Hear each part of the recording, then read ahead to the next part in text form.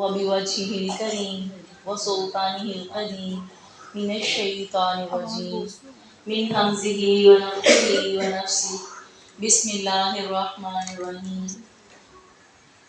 28ویں سپارے کی آخری سورت سورہ التحریم۔ سورہ تحریم میں جن چیزوں کا خاص ذکر کیا گیا ہے وہ تمام کے تمام معاملات نبی صلی اللہ علیہ وآلہ وسلم کی ذاتی زندگی سے جڑے ہوئے واقعات ہیں۔ اللہ رب العزت نے ان واقعات کو قرآن میں درج کر کے ہر بندے کو یہ خبر دے دی، نبی، ولی، نبی کی بیویاں سب انسان ہیں اور انسانوں سے فیصلے کرتے، بات کرتے، معاملات طے کرتے کمی بیشی ہو جاتی ہے۔ اللہ رب العزت نے کسی مخلوق کے کسی عظیم سے عظیم شخص کو کوتاہیوں سے، کمیوں سے بالا قرار نہیں دیا، حالانکہ زندگی کے مجموعی معاملات کو دیکھا جائے تو تمام معاملات کے اندر نبی صلی اللہ علیہ وآلہ وسلم کی ذات کامل الاکمل ہونے کے ساتھ ساتھ اللہ کی رحمتوں، برکتوں اور اس کی خاص کرم نوازیوں کے اندر آپ کا ایک ایک پل نظر آتا ہے۔ سورہ تحریم کے اندر جن واقعات کو آج ہم دیکھ لیں گے ان میں ہم نے اپنے دل کے اندر یہ بات ضرور رکھنی ہے کہ جس بات کو میرے رب نے قرآن بنا دیا، جس بات کو اللہ نے راز نہیں رہنے دیا، جس بات کو اللہ نے چھپانے کی کوشش نہیں کی، اگر ہم اس کو جان لیں تو اس میں ہماری بھلائی ہے۔ حضرت صفیہ رضی اللہ تعالیٰ عنہ، حضرت ماریہ رضی اللہ تعالیٰ عنہ جن کا نام ماریہ قبطیہ ہے، ان دونوں کے نکاح میں آنے کے بعد یہ واقعہ پیش آیا۔ سورہ تحریم کا تھوڑا سا پس منظر دیکھتے ہیں، پھر انشاءاللہ اس کے اندر کے حالات کو جانیں گے۔ سب سے پہلے جس واقعے کا ذکر ہے، آغاز سے سورہ تحریم شروع ہوتی ہے، اس میں بتایا گیا کہ حلال اور حرام، جائز اور ناجائز، ان کی حدود مقرر کرنے کے اختیارات قطعی طور پر صرف اللہ کے ہاتھ میں ہیں۔ عام انسان تو کسی حیثیت کا مالک نہیں، خود اللہ کے نبی صلی اللہ علیہ وآلہ وسلم جائز ناجائز اور حلال حرام میں کوئی عمل دخل نہیں رکھتے تھے۔ وہ جو بات قرآن میں نہیں درج اور نبی صلی اللہ علیہ وآلہ وسلم خود فرماتے تھے، اس بات کے پیچھے بھی اللہ کی وحی ہوتی تھی، اللہ کا پیغام ہوتا تھا۔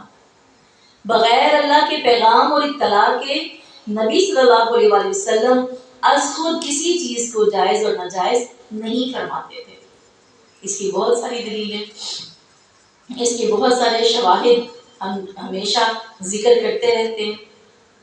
یہاں پر یہ معاملہ پیش آیا کہ نبی صلی اللہ علیہ وآلہ وسلم کی بیویاں اکٹھی تھیں، ان لوگوں نے دیکھا بیویوں کا آپس میں کچھ معاملہ تھا،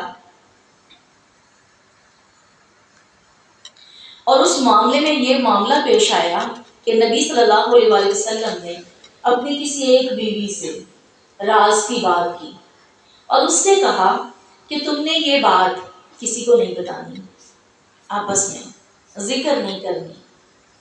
اس بیوی نے وہ بات دوسری بیوی سے ذکر کر دی۔ تاریخ مختلف واقعات بتاتی ہے کہ وہ بات یہ تھی، وہ تھی۔ اللہ نے قرآن میں اس بات کا ذکر نہیں فرمایا، نبی صلی اللہ علیہ وآلہ وسلم نے اپنی زبان مبارک سے اس بات کا ذکر نہیں فرمایا۔ جس کو اللہ نے راز کہا، اس بات کا پیچھا کرنا مقصد نہیں ہے، مقصد وہ سبق حاصل کرنا ہے جو اللہ نے اس میں دیا۔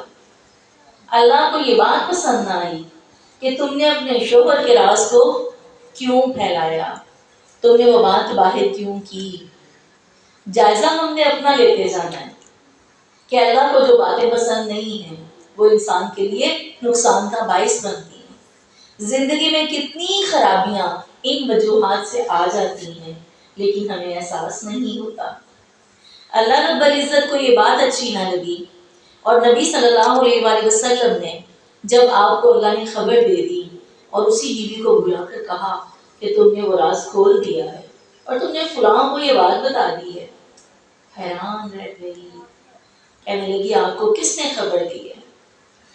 وہ فرماتی ہیں کہ پہلا خیال مجھے یہ آیا کہ اس بیوی نے بتا دیا ہوگا۔ پھر میں نے پوچھا تو آپ نے فرمایا مجھے اس علیم و خبیر ہستی نے یہ خبر دی ہے۔ اللہ تعالیٰ ان عورتوں کی اسی وقت فوراً تربیت کر دیتے تھے، ایک غلطی پر اسی وقت سرزنش کر دیتے تھے۔ اللہ نے جن لوگوں کو ہمارے لیے اپنی امت کے لیے نمونہ بنایا ان کی آبیاری بھی کی، ان کے تزکیے بھی کیے، ان کی تربیتیں بھی کی، ان کی چھوٹی سے چھوٹی بات کو پکڑ کے ان کا پورا کا پورا خیال کیا۔ حفاظت کرنے کے لیے آنکھیں، کان، دل، دماغ، کیا کیا کچھ ایکٹیو رکھنا پڑتا ہے، پھر جا کے یہ توفیق ملتی ہے کہ کسی کا بھلا کیا جا سکے، اس کو غلط درست سے روکا جا سکے۔ اس عورت کے لیے یہ حکم آ گیا اور آپ صلی اللہ علیہ وآلہ وسلم نے اللہ کی طرف سے وہ خبر کر دی تو اس عورت نے اس بات پر کتنی اللہ سے معافی مانگی، کتنی نبی سے معافی مانگی، اپنی غلطی کے احساس کو زندہ کیا اور اس پر اللہ سے نادم ہوئی۔ یہ بات ہمیں بتا کر یہ بتا دیا گیا کہ ایسا نہیں کہ کسی سے غلطی نہیں ہوتی۔ اللہ کو کیا پسند ہے؟ توبہ پسند ہے، لوٹ آنا پسند ہے، مان جانا پسند ہے۔ غلطی ہو گئی اتنا بڑا گناہ نہیں، غلطی کو مانیں گے نہیں یہ بہت بڑا گناہ ہے۔ کبھی کبھی اپنی غلطی پر صفائیاں پیش کرتے کرتے ہی ہم گناہ کا بہت بڑا حصہ کما جاتے ہیں۔ دوسرے نمبر پر اس میں ایک واقعہ گزرتا ہے۔ نبی صلی اللہ علیہ وآلہ وسلم کی بہت سی بیویاں تھیں، تمام بیویوں کے پاس آتے جاتے تھے اور ایک وقت مقرر تھا، عصر سے مغرب کے درمیان تمام بیویوں کو وقت دینا ہے۔ عصر سے مغرب سب سے کم وقت ہوتا ہے اور اسی دوران ساری بیویوں کو وقت دینا ہے، حال پوچھنا ہے، کوئی ضرورت تو نہیں، روز چکر لگانا ہے، یہ روٹین تھی۔ تو سوچیں کتنے کم منٹ ایک بیوی کے حصے میں آتے ہوں گے، بس اتنی دیر میں سب کا حال پوچھنا ہے۔ اور اسی طرح ایک دن ایسا ہوا، عائشہ کہتی ہیں میں نے دیکھا کہ آپ میرے پاس جتنے منٹ پہلے رکتے تھے کم منٹ رکنے لگ گئے ہیں۔ میں نے فوراً پتہ کروایا، پتہ چلا کہ آپ حضرت زینب کے گھر زیادہ وقت گزارتے ہیں۔ چلو ایک دن تو گزر گیا، دوسرے دن کس کے گھر سے لیٹ نکلے ہیں؟ حضرت زینب کے گھر سے۔ کہتی میں نے کہا حضرت زینب کے ہاتھ ایسی کون سی چیز آ گئی جو اللہ کے نبی کا وقت لینے لگ گئی؟ اللہ کے نبی نے کبھی بے انصافی نہیں کی تھی۔ کہتی جب کچھ دن گزرے تو میرے سے رہا نہ گیا، میں نے فوراً جاسوسی کی اور پتہ چلا حضرت زینب کے گھر میں کسی دور کے علاقے سے بڑا اعلیٰ قسم کا شہد آیا ہوا ہے۔ نبی صلی اللہ علیہ وسلم کو شہد پسند تھا، گرمی کے دن تھے اور وہ آپ کو شہد کا پانی جسے کہتے ہیں شربت بنا کے پلاتی تھی۔ چونکہ عصر سے مغرب پہلے ہی وقت اتنا کم ہوتا تھا، چند منٹ میں تو پہلے ہی سب کو پورا کرنا ہوتا تھا، ایک جگہ بیٹھ کے شربت بھی پیے تو 5-10 منٹ تو اضافی لگ ہی جاتے ہیں۔ کہنے لگی میں نے سوچا حالانکہ ہر کام، ہر بات، ہر طریقہ سیدھے طریقے سے وہ کام ہو سکتا ہے، جب بھی ہم کرتے ہیں اس کو الٹے طریقے سے تو گنہگار ہم خود ہوتے ہیں۔ نبی صلی اللہ علیہ وآلہ وسلم سے حضرت عائشہ نے ایک بار کہا ہوتا کہ ہمارے وقت کا حق مارا جا رہا ہے، نبی صلی اللہ علیہ وسلم اسی وقت رجوع کر لیتے، کبھی یہ نوبت نہ آتی، سیدھے طریقے کی بجائے الٹا طریقہ استعمال کیا، ساری بیویوں کو اکٹھا کر لیا۔ کہنے لگی آپ کو پتا ہے حضرت عائشہ کے حضرت زینب کے گھر نبی صلی اللہ علیہ وسلم کا زیادہ وقت لگ رہا ہے، چلو مل کے ایک کام کرتے ہیں۔ حضرت عائشہ نے یہ چال چلی اور کہنے لگی کہ جب آپ کے گھر وہاں سے اٹھ کے آئیں پہلے سارا دن نہیں کہنا، اور حالانکہ یہ جھوٹ تھا، اس کی کوئی حقیقت نہیں تھی، جب وہ اس کے گھر سے نکل کر پہلی بیوی کے پاس جائیں تو وہ گئے آپ سے مغافیر کی بو آ رہی ہے. حضرت عائشہ کے پاس علم زیادہ تھا, سمجھ بوجھ زیادہ تھی. کہنے لگی مغافیر وہ چیز ہے کہ مغافیر کے جب شہد کی مکھی مغافیر کے پھول کو سونگھ کر یا اس کا رس چوس کر نکلتی ہے نا, تو اس کا رس چوسنے کی وجہ سے اس میں ایک بسام کی بو آتی ہے, جیسے باسی چیز ہوتی ہے. اور نبی صلی اللہ علیہ وسلم کبھی بھی بو کو برداشت نہیں کیا کرتے تھے. کہنے لگی آپ ایسا کہیے گا. پہلی بیوی کے پاس گئے, اس نے بھی کہا. دوسری بیوی کے پاس گئے, اس نے بھی کہا. تیسری اور چوتھی کے پاس گئے تو اس نے بھی ایسی بات کہی. جب سب نے یہ بات کہی تو حضرت عائشہ کے پاس پہنچے تو آپ نے کہا قسم اللہ کی آج کے بعد میں شہد نہیں پیوں گا. وقت تو بچا لیا حضرت عائشہ نے, مگر جو الٹے طریقے سے بچایا اللہ کو یہ بات پسند نہیں آئی.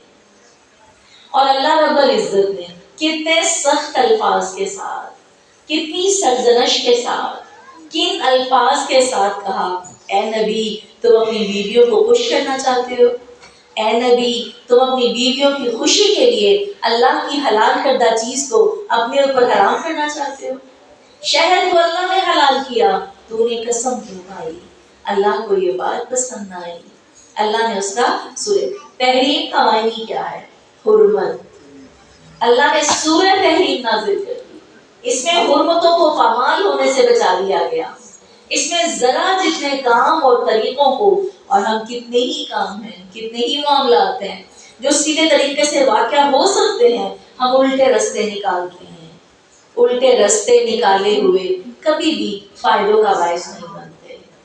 سیدھی چال چلیں اپنے شوہروں کے اعتماد کے ساتھ, اپنے شوہروں کو پورے کا پورا راز بتانے کے ساتھ.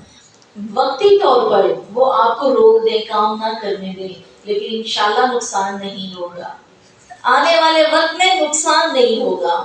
ایسی چالیں چلنا اور ایسے کام کرنا اس کا کبھی فائدہ نہیں ہوا کرتا. اسی طرح اس بات پر سرزنش کر دی گئی, روک دیا گیا. جب ساری بیویوں کو پتا چلا, کتنی شرمندگی اٹھانی پڑی. اللہ نے خبر دے دی, نبی کو حکم دے دیا, اور نبی کو ڈانٹا جا رہا ہے اپنی بیویوں کی خوشی کے لیے تم ایسا کرنے لگے تھے. اللہ نے اس بات کا بھی تذکرہ کیا اور عورتوں کو بھی سمجھا دیا. وہ تو تم اندر کھاتے چھپ چھپ کے سازشیں اور چالیں چلتی ہو نا, اللہ کی نظر سے اوجھل نہیں رہتی. اللہ کو ان سب کا خبر, ان سب کی خبر ہوتی ہے. تمہارا کیا ہوا ہر عمل اللہ کے سامنے ہوتا ہے. اسی طرح اللہ رب العزت نے اس میں یہ واقعہ بھی ذکر کیا کہ جس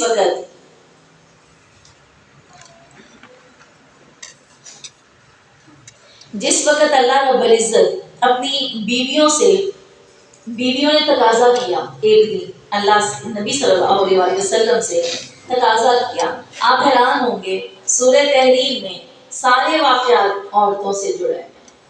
ہمیشہ میں نے وہی صورتیں زیادہ چنی جس میں وہ معاملات ہوں جس میں عورتوں کے دلوں کی صفائی ہو جائے.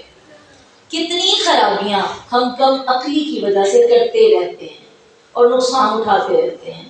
کتنے کام کم علمی کی وجہ سے ہم کرتے رہتے ہیں اور کتنا نقصان اٹھاتے ہیں. یہ علم لینا, یہ جان لینا اس لیے فائدوں کا باعث بنتا ہے. ہمیں خبر ہو جاتی ہے کہ اچھا اللہ تو نے یہ بات بھی بتائی ہے, یہ طریقہ بھی درست طریقہ ہے. نبی کی بیویوں نے نبی صلی اللہ علیہ وسلم سے تقاضا کیا کہ آپ ہمارا جیب خرچ بڑھا دیں. میں نے لفظ جیب خرچ استعمال کیا. جیب خرچ بڑھانے کی ضرورت کیوں پیش آتی ہے؟ مہنگائی بڑھتی رہتی ہے. جتنے کی سبزی پہلے آتی تھی اتنے کی نہیں آتی, جتنے کے کپڑے پہلے آتے تھے اتنے کے نہیں آتے. یہ تقاضا کیا, لیکن یہ بات جو اس کے جواب میں اتری یہ عام عورتوں کے لیے نہیں ہے.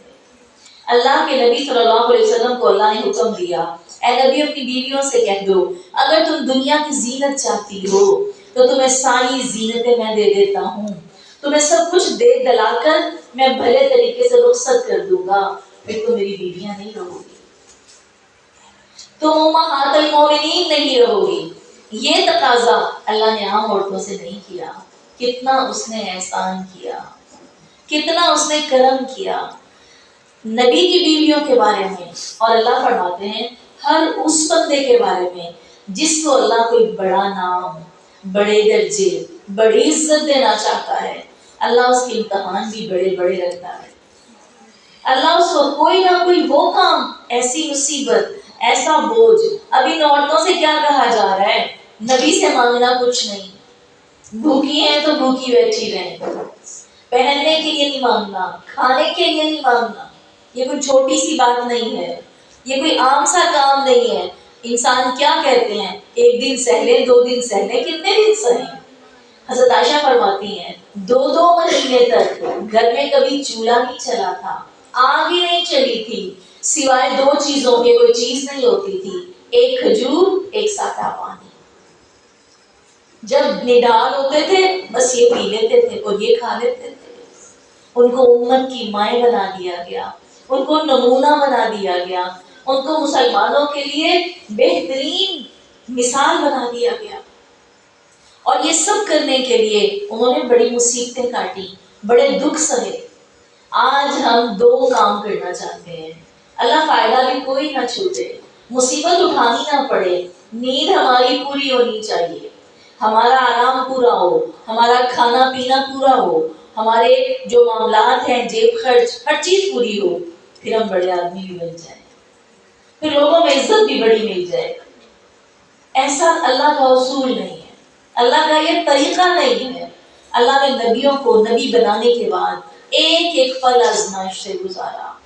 اللہ نے ان عورتوں کے ساتھ، ان سب لوگوں کے ساتھ یہی معاملہ رکھا، فرمایا اگر تم جنت کا سودا کرنا چاہتے ہو، کہیں سے تو تمہیں ایسی سختی سے گزرنا ہی پڑے گا۔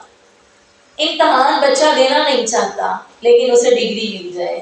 کتنے ڈگری ہولڈر ایسے آج موجود ہیں، کتنے ڈگری ہولڈر آج ہمارے سامنے موجود ہیں، ڈگری یافتہ ہونے کے باوجود ان کا کیلیبر کوئی بڑھا نہیں سکتا، ان کو تہذیب، تعلیم، عقل، علم، شعور کوئی دے نہیں سکتا۔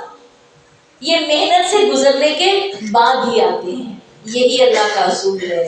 اس کے بعد اللہ رب العزت نے اسی صورت کے اندر حضرت نوح اور حضرت لوط کی بیویوں کا ذکر فرمایا۔ یہ پوری کی پوری سورہ تحریم عورتوں سے متعلق ہے، نبیوں کی بیویاں اور عورتوں کا ذکر ہے۔ سورہ تحریم کی اس آخر پہ اللہ ذکر کرتے ہیں حضرت نوح اور حضرت لوط کی بیویاں۔ اے نبی، اگر یہ دونوں بیویاں ایمان لے آتی اور اپنے شوہروں کا ساتھ دیتی تو ان کا مقام امت مسلمہ میں وہی ہوتا جو نبی صلی اللہ علیہ وسلم کی بیویوں کا ہے۔ نبیوں کے درجے میں کمی کوئی نہیں تھی۔ اگر یہ بیویاں بھی اپنے نبی کا ساتھ دیتی، غور کرتے جائیے گا، نبی کی بیویوں کو ڈانٹا جا رہا ہے، نبی کی بیویوں کی غلطی کا ذکر کیا جا رہا ہے، اور ساتھ ہی حضرت نوح اور حضرت لوط کی بیویوں کا ذکر کیوں کیا گیا؟ سوچیں کیوں کیا؟ کہیں ایسا نہ ہو ان دونوں بیویوں نے خیانت کی تھی اپنے شوہروں سے، اور وہ آج تک تاریخ میں گمراہ لکھی گئی ہیں، آج تک وہ دنیا میں ان کی کوئی عزت، کوئی نام، وہ ایمان سے خارج لکھی گئی ہیں۔ کتنا ڈرا دیا۔ حضرت عائشہ فرماتی ہیں کہ ہم نے لپٹ لپٹ کر، رو رو کر معافیاں مانگی، ہم نے سجدے کیے، ہم نے کہا کہ ہمیں دنیا کی کوئی زینت نہیں چاہیے، ہمیں اللہ اور اس کا رسول چاہیے۔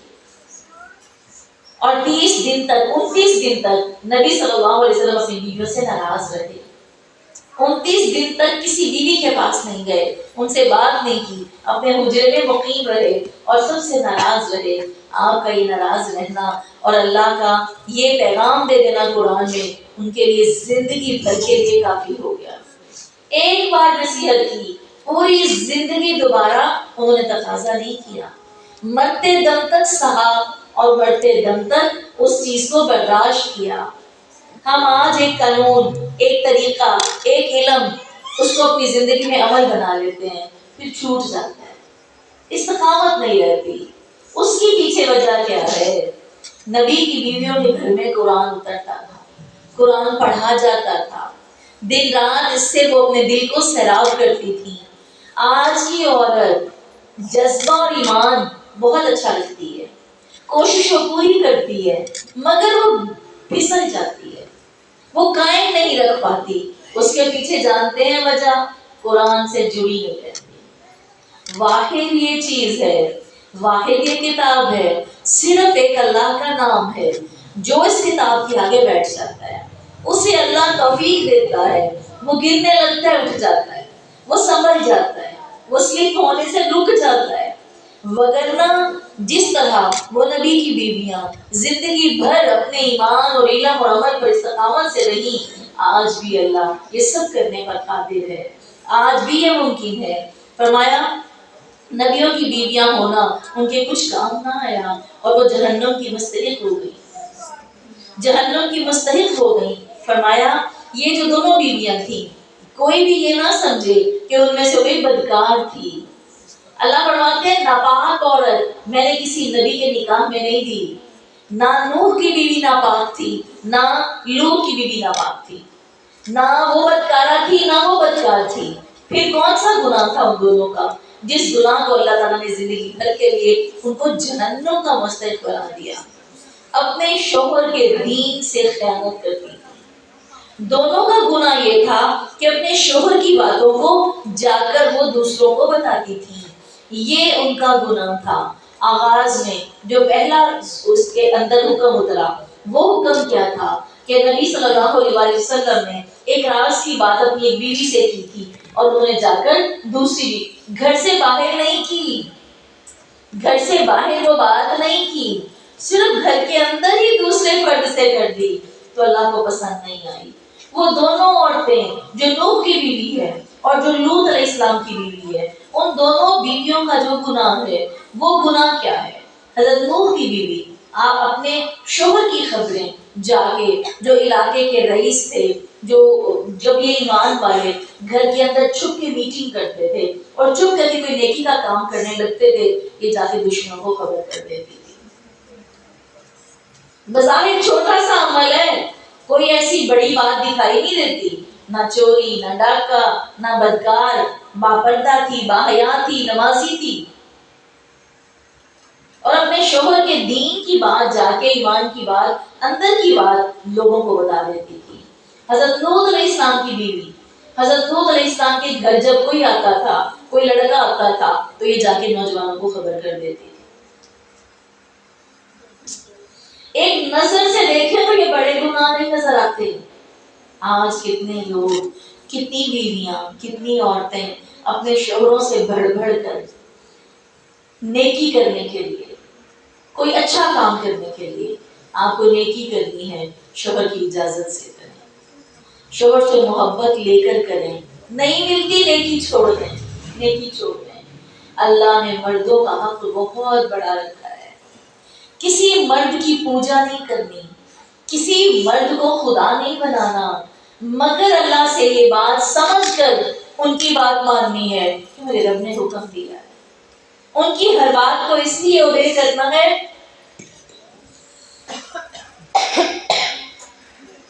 کہ اللہ نے حکم دیا ہے، اللہ نے ان کو ہمارے سر کا جو ہے حاکم بنا دیا، اللہ نے ہمیں ذمہ داری دے دی ہے، اس لیے اللہ کا حکم پورا کرنے کے لیے اپنے شوہر کی بات ماننی ہے۔ ان دونوں بیویوں کو جو جہنم کی سزا ملی، اور پھر عورتیں اپنی زندگی میں اتنی محنتیں کریں، بچے پالیں، گھر دیکھیں، سب کچھ کرنے کے بعد اپنے شوہروں سے ہی الٹی چال چل کے اپنی پوری زندگی کے کیے کرائے کو ضائع نہ کر بیٹھیں۔ میں دہراتی ہوں کہ حضرت نوح کی بیوی بدکار نہیں تھی، حضرت لوط کی بیوی بدکار نہیں تھی، پھر بھی اتنی بڑی سزا کہ جہنم کی مستحق ہو۔ ہمیں سوچنا ہے، ہمیں غور کرنا ہے، ہمیں اپنی نیکیوں کو، اپنی عبادتوں کو، اپنی ریاستوں کو ضائع ہونے سے بچانا ہے۔ ایک بات یاد رکھیے گا، جس طرح حج کرنا آسان، عمرہ کرنا آسان، اس کی حفاظت مشکل، اسی طرح ہر نیکی کو کرنا آسان، نیکی کی حفاظت مشکل۔ عورتیں محنت بہت کرتی ہیں مگر ان محنتوں کی حفاظت نہیں کرتی۔ عورتیں عبادت بھی دوڑ کے مردوں سے زیادہ کرتی ہیں۔ غور کریے گا، تراویح میں مرد کم ہوتے ہیں، عورتیں زیادہ ہوتی ہیں۔ روزہ رکھنے میں مرد سستی کر جاتے ہیں، عورتیں نہیں کرتی۔ کتنے لوگ ہیں جو اس کو ذرا امیجن کریں، عورتوں کی عبادتیں زیادہ نظر آتی ہیں، اور اگر محنتوں کو دیکھا جائے، ایک بچہ پیدا ہونے سے پہلے اور بڑا ہونے تک کس کی ذمہ داری ہے؟ عورت کی رات کی نیند، عورت کے دن کا چین، عورت کو اپنی زندگی سب کچھ بھول جاتا ہے۔ ایک بچے کے لیے کم از کم وہ 10 سال تک دن رات اس کو دیکھتی ہے، دن رات اس کو دیکھتی ہے۔ اتنی ساری محنتیں، آج ہم غور تو کریں، کیا میرے رب نے اس کی تقسیم میں مرد اور عورت کے لیے کوئی فرق رکھ دیا ہے؟ مرد پھر بھی فائدے پا جاتا ہے، عورت پھر نقصان میں چلی جاتی ہے۔ اللہ کی تقسیم اتنی اعلیٰ ہے۔ اللہ نے نمونے کے طور پر سورت کی تکمیل نہیں ہوئی، اختتام پر اللہ نے ذکر فرمایا۔ اللہ کہتے ہیں دو عورتیں ایسی بھی گزری ہیں جو امتحان میں پاس ہو گئی۔ حضرت مریم علیہ السلام، بظاہر ہمیں کچھ دکھائی نہیں دیتا، چھوٹی چھوٹی باتیں نظر آتی ہیں۔ حضرت مریم کے ہاں اللہ تعالیٰ نے کمالی مریم کو حاملہ بنا دیا۔ اللہ جو کی صفت کرتے ہیں نا اس پر انسان حیران ہو جاتا ہے۔ اللہ کہتے ہیں میں نے اتنی بڑی آزمائش میں ڈالا، مریم نے کوئی واویلا نہیں کیا، مریم نے کوئی شور نہیں کیا۔ ہم سب اس بات کو جانتے ہیں، ان میرڈ بچی پیریڈز کی پین پہ بھی رو رہی ہوتی ہے، برداشت نہیں ہوتا۔ ان میرڈ بچی اور ایک میرڈ عورت کا بہت زمین آسمان کا فرق ہمیں دکھائی دیتا ہے۔ کم عمر کی بچی ہے اور اس حال میں ہے کہ کسی مرحلے کا پتہ نہیں ہے۔ اللہ جب میاں بیوی کو اپنی ایک نئی زندگی میں ڈالتا ہے، اللہ کئی قسم کے تعلقات سے اس کو آزماتا ہے، اسے طریقے سکھاتا ہے، وہ اس قابل ہو جاتی ہے کہ وہ بچے کو افورڈ کرے، پریگننسی کو افورڈ کرے۔ کنواری بچے کا وجود افورڈ کرنا عقل سے معاملہ ہے۔ دنیا پوری کہہ رہی ہے، اے ہارون کی بہن، اے فلاں کی بیٹی، تو بڑی نیک بنتی تھی، تو ممبر و محراب پہ رہتی تھی، تو نے یہ کیا منہ کالا کر لیا؟ لوگوں کی ذلت، کوئی شور نہیں، پھر رب کے سجدے، اللہ تو نے ڈالا ہے، تو نے نکالنا ہے۔ آج ہم غور کریں گے ان 4 خواتین کا ذکر، تحریم آغاز ہوتی ہے سورت اور عورتوں کا ذکر اختتام ہوتا ہے۔ نمونے کے طور پہ 4 عورتیں اللہ نے پیش کی، ایک لوط کی بیوی، نوح کی بیوی، پیغمبروں کی بیویاں ناکام ہو گئی، زندگی ضائع ہو گئی، جہنم کے اندر چلی گئی۔ یہ 2 عورتیں، جن میں سے پہلی کون؟ حضرت مریم۔ فرمایا اللہ کی مرضی پوری کرنے کے لیے اس نے سب کچھ برداشت کر لیا، اس نے اللہ کی خاطر وہ کام قبول کر لیا جو ایک بندہ، اگر ایک عورت بچوں والی ہو، شوہر والی ہو، اور اچانک اس کو اللہ ایسی بات میں آزمائے اور اس کا شوہر کہے میرا بچہ نہیں ہے، تو سوچے اس کے لیے جینا مشکل ہو جائے، وہ اوپر سے کنواری ہے۔ اس سے ہمارے لیے سبق کیا نکلتا ہے؟ ایک بات یہ بھی یاد رکھیے گا، ہم کہانیاں پڑھ رہے ہیں، ہم واقعات کو اختتام کے ساتھ پڑھ رہے ہیں۔ آپ کو پتہ ہے مریم کو اللہ نے سیدہ کا خطاب دیا، اللہ نے فرمایا سیدۃ النساء فی الجنہ، وہ جنت میں عورتوں کی سردار ہوگی۔ یہ سیدۃ النساء فی الجنہ اللہ نے مریم علیہ السلام کو کہا، کس بنیاد پر کہا؟ انوکھا غم دیا، اس نے برداشت کر دیا۔ یہ سبق ہے ہمارے لیے۔ ہم کہتے ہیں جو میرے ساتھ ہوئی کسی کے ساتھ ہوئی ہی نہیں، میں انوکھے غم کیسے برداشت کروں؟ اللہ نے حضرت ابراہیم علیہ السلام کو جب اعزاز دیا، فرمایا میں تجھے امام بنانے والا ہوں۔ امام بنانے سے پہلے کیا کیا تھا؟ کتنا آزمایا، بیٹے کو ذبح کرو کر دیا، بیوی کو بیابان میں چھوڑ آئے۔ حضرت ہاجرہ نے کیا سوال کیا تھا؟ ابراہیم مجھے بتاتے کیوں نہیں، کس لیے چھوڑ کر جا رہے ہو؟ ابراہیم خاموش ہے، دل پھٹا جا رہا ہے، اندر تاب نہیں ہے، کچھ کہنے کے لیے لفظ نہیں مل رہے، سناٹا ہے، خاموشی ہے، کوئی گھر نہیں ہے، کوئی جگہ نہیں ہے، کوئی شخص نہیں ہے، کچھ نہیں ہے، کھانا پانی کوئی ذریعہ نہیں ہے، چند کھجوریں، اتنا سا پانی، اور بیوی بچے کو چھوڑ کے جا رہے ہیں، چھت نہیں ہے، کوئی گھر کے بغیر چھوڑ کے جا رہے ہیں۔ یہ نہیں کہ یہ کوئی خیمہ ہے تو اس میں بیٹھ ہی جانا، پلٹ کے پوچھتی ہیں اللہ کے اے اللہ کے بندے صرف اتنا بتا دے، اللہ کے حکم پر چھوڑ کے جا رہے ہو۔ تاریخ بتاتی ہے چلتی گئی شوہر کے پیچھے، رو رو کے پوچھتی گئی اور کوئی جواب نہیں دے ابراہیم۔ ابراہیم کو ڈر ہے، پلٹ کے ہاجرہ کے آنسو دیکھ لیے تو بگڑ نہ جاؤں، اللہ کا حکم پورا کرنا مشکل نہ ہو جائے، پلٹ کے نہیں دیکھتے۔ اور ہاجرہ پیچھے ایسے جا رہی ہیں، کئی میل تک چلتی رہی، وہ اونٹ پر بیٹھے ہیں اور یہ پیدل جا رہی ہیں۔ جب ان کو خیال آتا ہے تو کہتی ہیں اے اللہ کے بندے بس اتنا بتا دے، اللہ نے حکم کیا ہے تو مجھے یہاں چھوڑ کے جا رہا ہے؟ فرمایا ہاں ہاجرہ، اللہ نے حکم دیا اس جگہ پر اتار کے جاؤ، اس لیے اتار کے جا رہا ہوں۔ روایات کہتی ہیں ایک دفعہ بھی پلٹ کے نہیں دیکھا، کہتی بس اب مجھے فکر نہیں، جس رب نے اس بیابان میں بھیجوایا ہے وہ میرے سارے انتظام کر دے گا۔ ایک بار نہیں پلٹ کے دیکھا۔ کیسے ان عورتوں نے کامیابیاں پائیں؟ کوئی اگر اس غلط فہمی میں ہو کہ جی وہ تو ایسے تھی، ان کو تو یہ ماحول ملا تھا، آج ہمارے پاس جتنے جواز ہیں کوئی جواز نہیں چھوڑا تعلیم کے اندر۔ اللہ کہتے ہیں لوگوں فرعون کی بیوی دیکھ لو، مریم پاکیزہ اولاد تھی، خاتون ایسی تھی جس کی بیٹی تھی، مریم ایسی عمدہ مثال تھی، تو چلو فرعون کی بیوی آسیہ کو دیکھ لو۔ اللہ نے اس تحریم کے اندر عورتوں کی وہ مثالیں بیان کی، اس کے لیے کی، میرے اور آپ ہی کے لیے کی۔ فرمایا آسیہ اس فرعون کی بیوی تھی جس فرعون کی تباہی عروج پر پہنچ چکی تھی۔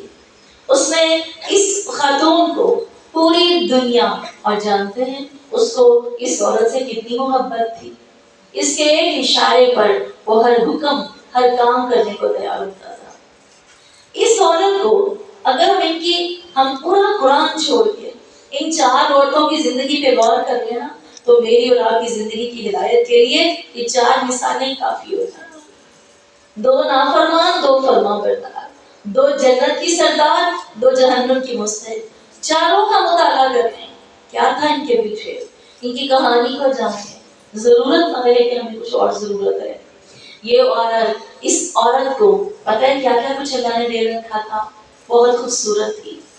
اس عورت کو شوہر کی محبت حاصل تھی۔ اس عورت کے لیے اس کے پاؤں کی نوک سے لے کر سر کے ایک ایک حصے تک ہر چیز کا زیور الگ الگ تھا۔ مال دولت اس کے گھر کی باندھی تھے۔ کوئی محل، کوئی ایسا بہتا دریا نہیں تھا جس کے لیے کہے کہ یہ میری الاٹمنٹ ہے تو اس کا نہ ہو جائے۔ اللہ نے کہا اس نے دولت، اس نے محبت، اس نے عزت، اس نے تخت و تاج، حکومت، ہر چیز کو رب کے لیے چھوڑا۔ ہم سے گھروں کی چار دیواری نہیں چھوٹتی، ہم سے نیند قربان نہیں ہوتی، ہمیں چاہیے مقام وہ جو آسیہ کو ملا۔ بے شک قرآن میں یہ دعائیں پوچھی جاتی ہیں۔ حضرت آسیہ نے کہا تھا رب ابن لی عندک بیتا فی الجنہ، رب ابن لی، یہ دعا کی تھی اللہ نے دنیا میں جنت کا گھر دکھایا۔ بے شک میں اور ہماری تمام خواتین یہ دعا یہ سوچ کر پڑھتی ہیں کہ اللہ جنت میں بھی گھر دے اور دنیا میں بھی دے۔ لیکن دیکھیں پچھلی کہانی کیوں بھول جاتے ہیں، ان کے عمل کیوں بھول جاتے ہیں۔ ہم سب کو یہ تو پتا ہے کہ ہر ایک کو سورہ فاتحہ آتی ہے، ہر ماں کو آیت الکرسی چاروں کو لاتے ہیں، ہم سب کو خبر ہے ہر ماں کو قرآن پڑھنا آتا ہے، دم کروانے مولوی کے پاس کیوں لے جایا جاتا ہے؟ چلو اس کا کوئی عمل، چلو اس کی کوئی نیکی، میرے بچے کو شفا مل جائے گی۔ جب ہمیں یہ پتا ہے کہ صرف قرآن کے لفظ میٹر نہیں کریں گے جب تک اس کے پیچھے زبان کی سچائی، عمل، ایمان اور تقویٰ نہیں ہوگا، تو بتائیں میری اور آپ کی دعائیں، میری اور آپ کی مانگی ہوئی التجائیں بغیر عمل، ایمان اور تقویٰ کے پوری ہو جائیں؟ ان عورتوں کے عمل دیکھیں، ان کی زندگیاں دیکھیں تو پھر سمجھ آتا ہے ہمیں رب سے مانگنے کے لیے الفاظ چاہیے تھے یا ایمان چاہیے تھا، ہمیں رب سے مانگنے کے لیے عمل چاہیے تھا، ہمیں رب سے مانگنے کے لیے تقویٰ چاہیے تھا۔ صحابہ کرام ہماری طرح راہ چلتے دعائیں نہیں پوچھا کرتے۔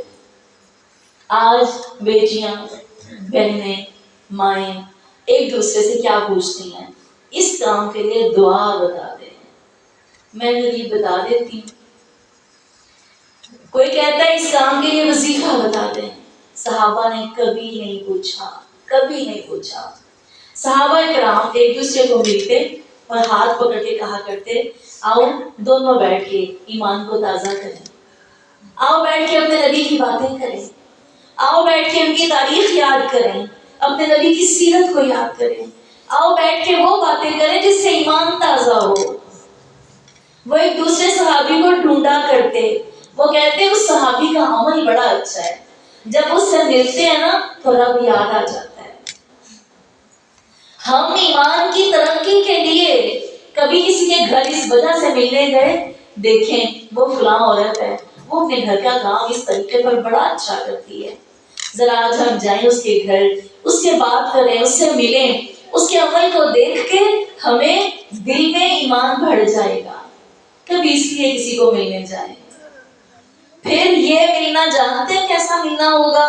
نبی صلی اللہ علیہ وسلم نے فرمایا وہ دو بندے جو نور کے ممبر پر بٹھائے جائیں گے، ان کا ملنا اپنی ذات کے لیے نہیں تھا، ان کا ملنا کسی کام کے لیے نہیں تھا. نور کے ممبر پر بیٹھے ہوں گے، نبی آ کر اونچی شان کو دیکھیں گے، نبی، ولی آئیں گے، فرشتے آئیں گے، فرمایا صدیقین اور شہداء رہیں گے. اللہ یہ دو بندے اونچے اونچے ٹاپ پہ نور کے ممبروں، دنیا ساری زمین پہ کھڑی ہے، انتظار کر رہی ہے اللہ سے حساب کتاب کا، اور یہ نور کے ممبر پر بیٹھے ہیں. وہ وہی دو لوگ ہوں گے جو ایک دوسرے سے ملاقات کر کے اپنے ایمان کو تازہ کرنے کے لیے اللہ کی محبت میں ملے.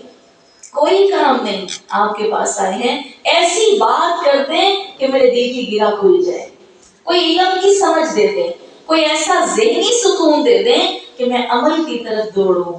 میں عمل کی طرف دوڑنا ہی کب چاہتی ہوں؟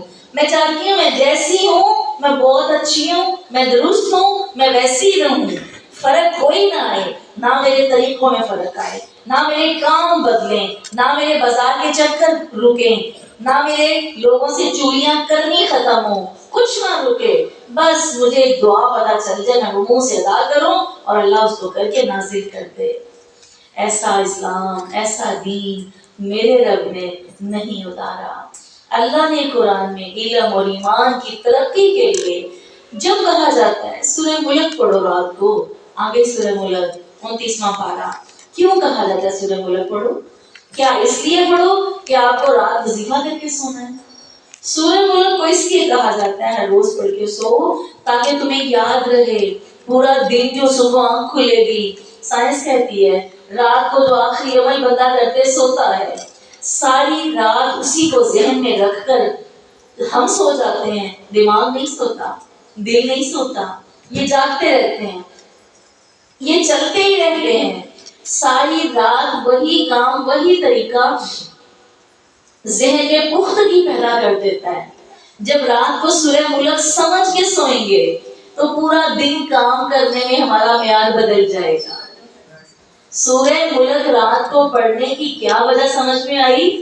وہ طریقے رات سیکھ کے دل اور دماغ کو بتا کے سو جاؤ، صبح اٹھ کے جب کام کرو گے تو یاد رہے گا کس بات پر گناہ ملنا ہے، کس بات پر اجر ملنا ہے، کس کی وجہ سے جہنم میری دہک جائے گی. سورہ ملک اس وجہ سے پڑھ کے سونا تھا. پہلی 5 آیتوں میں سورہ ملک ہم پڑھتے ہیں، ہر روز رات کو پڑھتے ہیں. فرمایا پہلی 5 آیتوں میں انسان کو احساس دلایا گیا ہے کہ جس زمین پر وہ رہتا ہے وہ اللہ نے بے سبب بغیر پلاننگ کے نہیں بنا دی. اس زمین میں، اس آسمان میں، اس دنیا کی ہر چیز میں تم ذرا ایک نظر دوڑا کر دیکھو.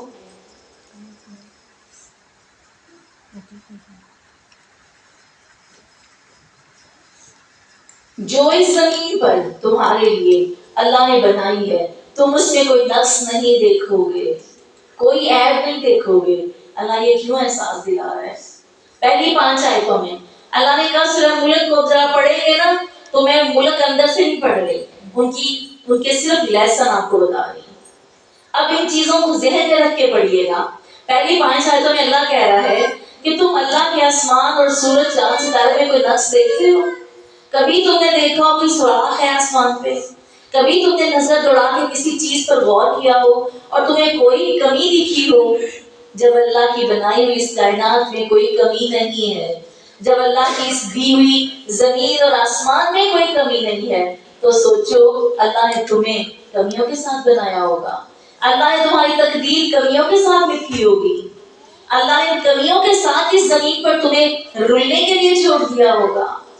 دن رات ہر بندہ ہم میں سے اپنی ذاتی زندگی پر غور کرے، خدا کی قسم بغیر مشکلات کے کوئی انسان پیدا نہیں ہوا۔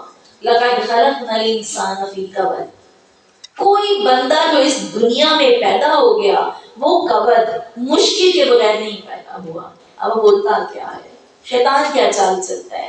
شیطان کہتا ہے جیسے کہ ایک عورت ہے، اس کو مالی مجبوریاں ہیں، گھر میں تنگی ہے، وہ دیکھتی ہے دوسری عورت کو، اس کے گھر میں مال کی بڑی فراوانی، وہ کہتی ہے مصیبت میں تو بس میں ہی ہوں، وہ تو بڑی خوش قسمت ہے، راج کر رہی ہے۔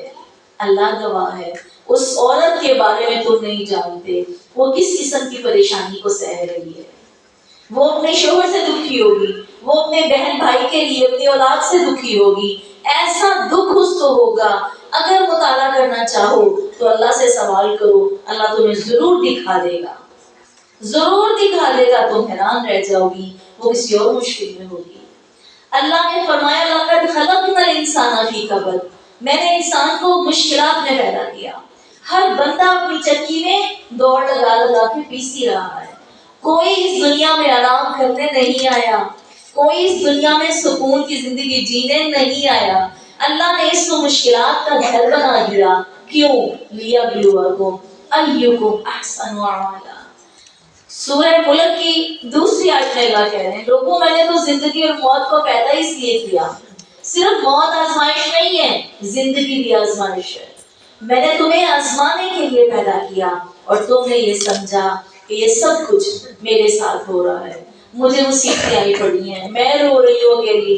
اللہ کہتے ہیں کائنات پہ غور و فکر کرو، اللہ نے کسی ذرے کو بے مقصد پیدا نہیں کیا، بلکہ ہر چیز کو امتحان کے لیے بھیجا گیا ہے۔ اس امتحان میں اپنے حسن عمل سے کامیاب ہو سکتا ہے بندہ، جس نے اچھا عمل کیا صرف وہ کامیاب ہوگا۔ آیت نمبر 6 سے لے کے 11 نمبر آیت تک اللہ نے فرمایا جو کفر کرے گا، جو اللہ اور اس کے رسول کا کفر کرے گا، وہ آخرت میں پانے والی سزاؤں کو ضرور بھگتے گا۔ کوئی یہ نہ سمجھے وہ اللہ کو ہلکا نہ لے، کوئی بندہ اپنی غفلت کی زندگی میں جیتے ہوئے اللہ کو ہلکا نہ سمجھے۔ اللہ نے تو جس کو معاف بھی کرنا ہے نا، اس کو بھی چادر میں چھپا کر پاس بلا کے کہنا ہے دیکھو وہ گناہ کیا تھا نا۔ گناہ کا احساس تو اللہ نے اس کو بھی دلانا ہے۔ اور اللہ نہ کرے اگر میرے اور آپ کے حساب کی باری سریعام آ گئی، کیا بنے گا؟ کیا بنے گا اس پر؟ اللہ کہتے ہیں ایسا نہ ہو۔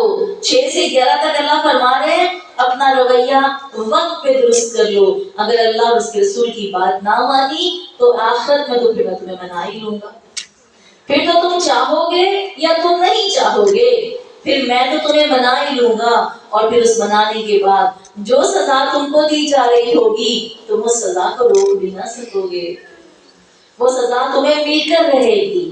آیت 12 سے 14 آیت تک اللہ نے یہ بات اچھی طرح اپنی مخلوق کو ذہن نشین کرا دی کہ خالق اپنی مخلوق کی ہر کھلی اور چھپی بات کو، تمہارے دل کے خیالات تک کو، تمہارے اخلاق، تمہارے رویے، وہ جو اتنی سی بات ٹیڑھی آنکھ کر کے کرتے ہو نا، وہ جو لہجے کی سختی سے کرتے ہو، لہجوں کو نرم کرنے کا بھی بڑا ثواب ہے۔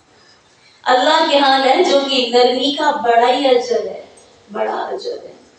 اگر کوئی اپنے رویے کو نہیں بدلتا تو حضرت عمر رضی اللہ تعالیٰ عنہ، حضرت بکر صدیق کی زندگیوں کا موازنہ کر لیں۔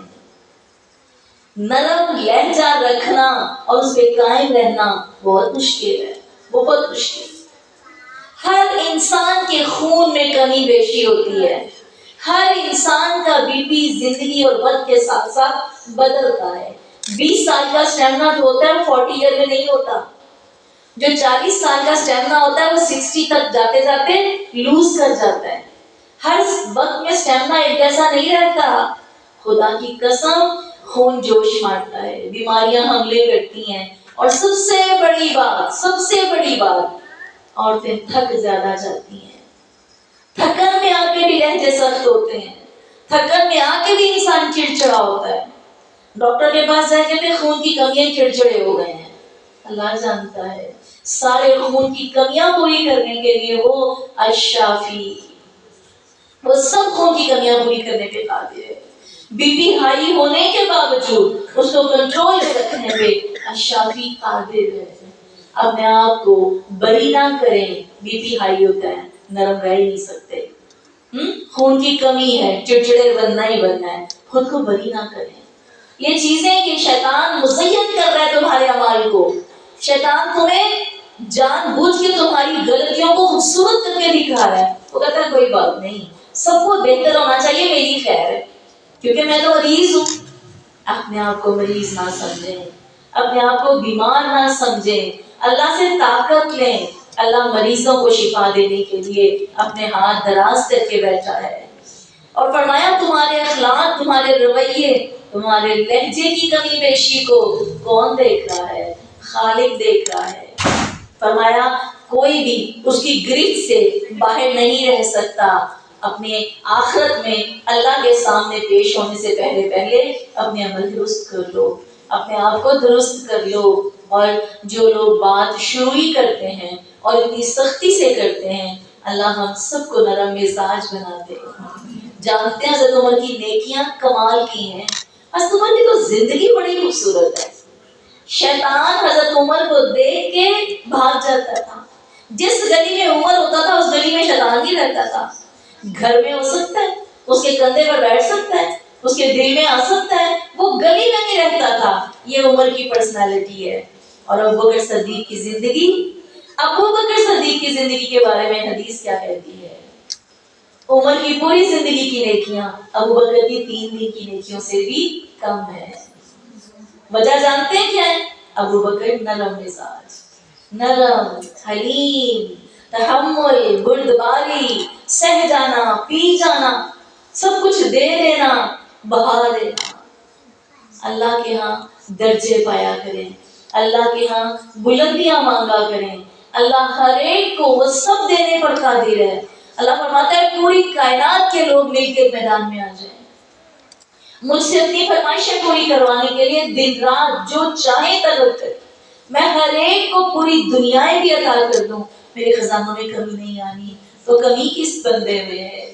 کمی کس کے اندر ہے؟ ہمارے مانگنے میں کمی ہے، اور مانگنے کے پیچھے کس چیز میں کمی ہے؟ علم اور ایمان میں کمی ہے، تقویٰ میں کمی ہے۔ پوری زندگی ایک خلاصہ، آج اختتام پر ایک خلاصہ لے لیں، نہ جانے اینڈ میں مجھے یاد رہے کہ نہ رہے، اب یاد آیا ابھی لے لیں۔ خلاصہ یہ ہے ہمارے پورے دورہ قرآن کا کہ ہم جس وقت اللہ سے مانگنا چاہتے ہیں اور اللہ سے جڑنا چاہتے ہیں، ہم ہمیشہ ایک چیز کو فوکس کرتے ہیں کہ اللہ سے اپنی بات کہیں، اللہ کو اپنی عرضی پیش کریں اور اللہ سے پالیں۔ یہ بات نوٹ کر لیں، پوری زندگی ایک عابد عبادت کرتا رہے، یہ حدیث رسول میں بتاتی ہے۔ فرمایا کسی بندے کا ایک مسئلے کو سمجھ لینا 60 سال کی عبادت سے افضل ہے۔ آپ اپنے ساتھ گرہ باندھ کر لے کر جائیے گا کہ عبادت سے افضل کیا ہے؟ علم حاصل کرنا۔ ٹھیک ہو گیا؟ ہم سب عبادتیں کرتے ہیں، علم نہیں حاصل کرتے۔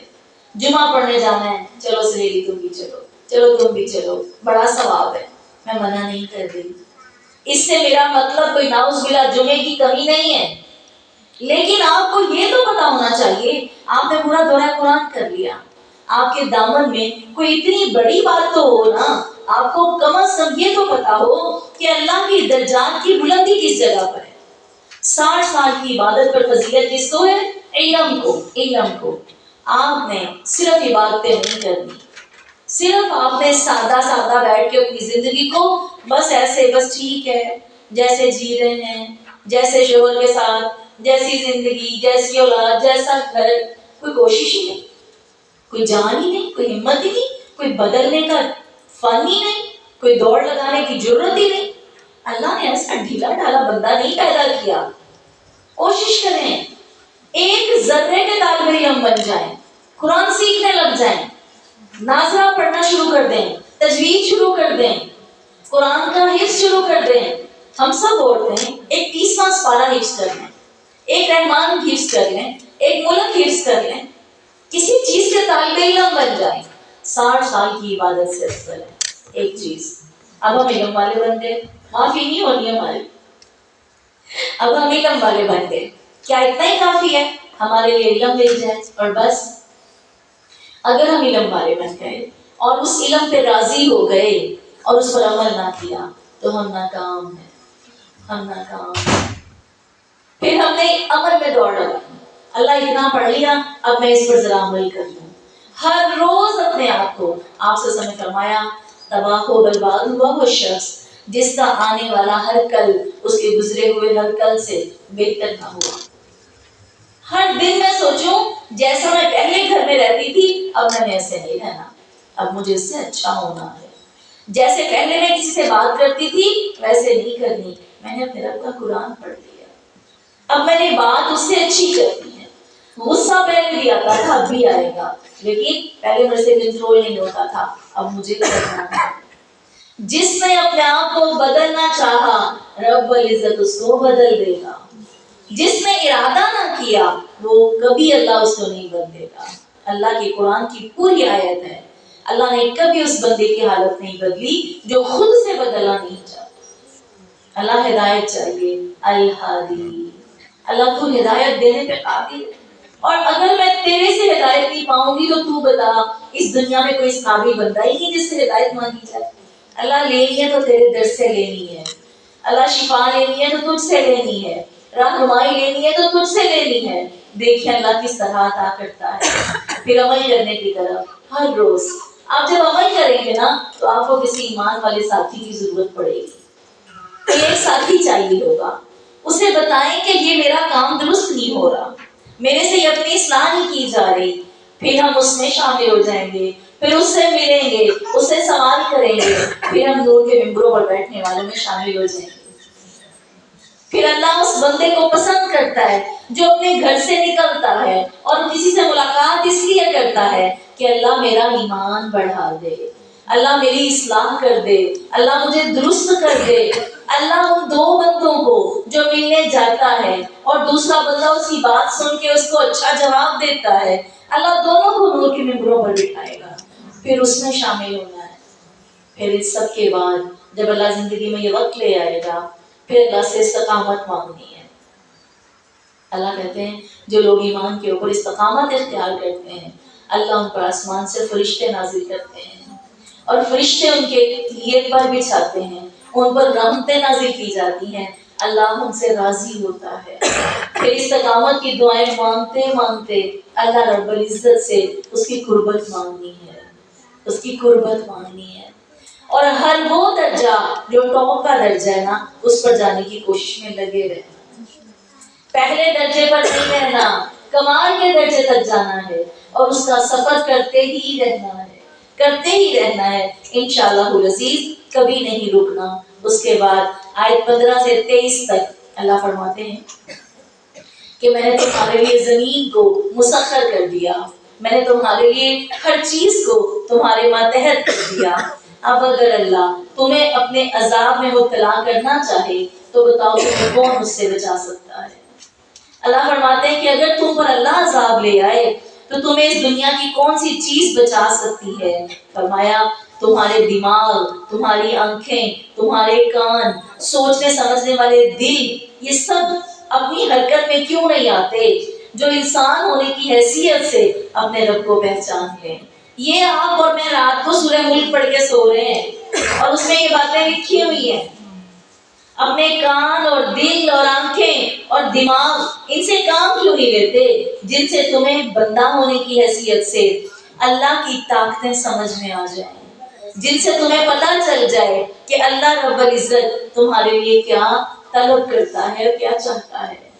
پھر آیت 24 سے لے کر 27 تک اللہ رب العزت بتا رہے ہیں اے لوگو آخر تمہیں حاضر تو میرے ہی پاس ہونا ہے، تمہیں پیش تو میرے ہی سامنے ہونا ہے، آخر تمہیں اللہ رب العزت نے اپنے پاس آنے کا وقت کیوں نہیں بتایا؟ اسی لیے نہیں بتایا کہ تم ہر پل تیاری میں رہو۔ اگر کہیں زندگیاں محدود ہوتی، اگر لمیٹڈ وقت بتا دیے گئے ہوتے، 40 سال کے بعد موت آنی ہے، 50 100 کے بعد آنی ہے، ہر بندہ توبہ پتہ ہے کب کرتا؟ جب آخری دن ہوتا، کوئی پہلے نہ رکتا۔ فرمایا کیوں نہیں اللہ نے تمہیں بتایا؟ اللہ نے یہ پیش کی خبر تمہیں اسی لیے نہیں دی، تم آج اس کی بات نہیں مانتے اور مطالبہ کرتے ہو کہ وہ وقت تمہیں لا کے دکھا دیا جائے۔ لیکن جب وہ وقت آ جائے گا تم آنکھوں سے دیکھ لو گے اور اس وقت تمہارے ہوش اڑ جائیں گے۔ پھر تم سے اس وقت کہا جائے گا یہی وہ چیز ہے جس کا تم انتظار کر رہے تھے۔ تم اپنی توبہ کے لیے موت کا انتظار کر رہے تھے، تب تم انتظار بھی کرو گے تو وہ چیز تمہارے کام نہیں آئے گی۔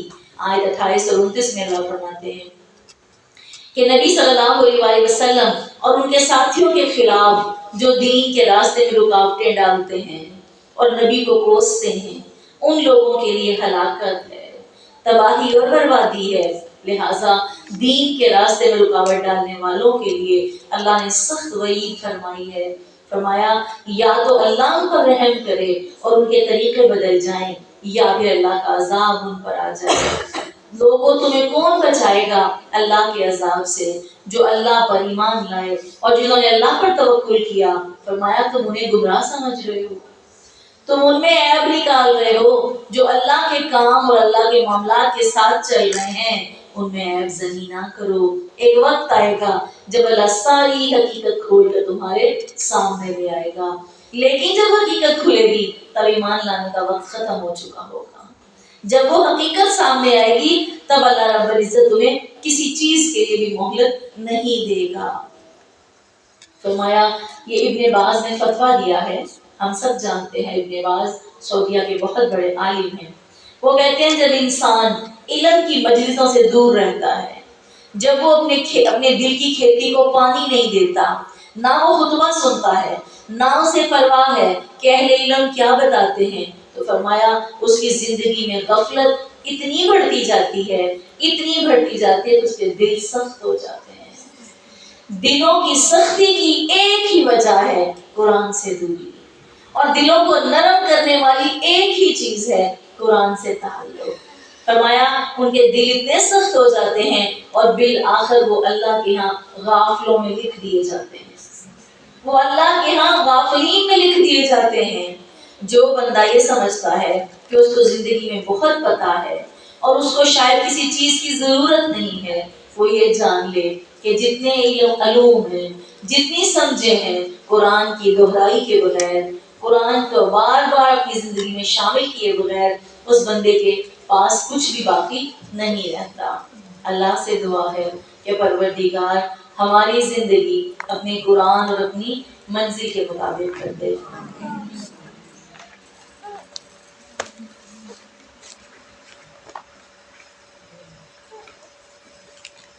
سورہ قیامہ، سورۃ قیامہ کے اندر اللہ رب العزت نے انسانی نفس کا ذکر کیا ہے۔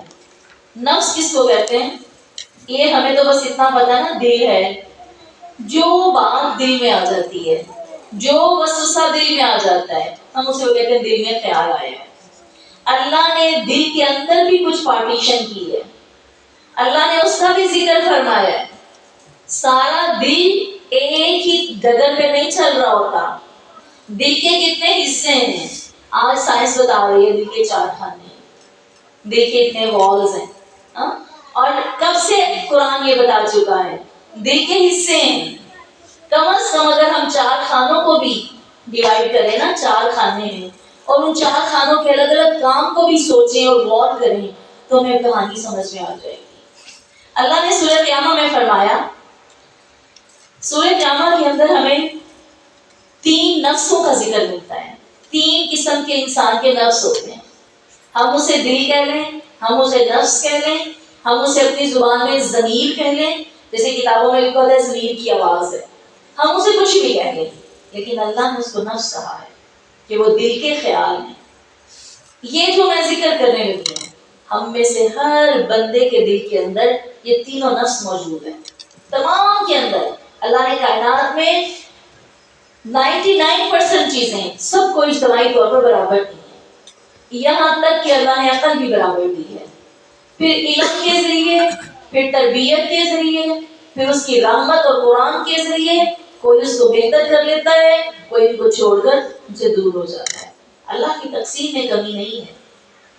اللہ نے تمام لوگوں میں نفس رکھے ہیں۔ تھوڑا سا ہم جائزہ لیں گے کہ ان تینوں نفسوں میں سے ہم اپنے دل کے کس حصے کی پیروی کرتے ہیں۔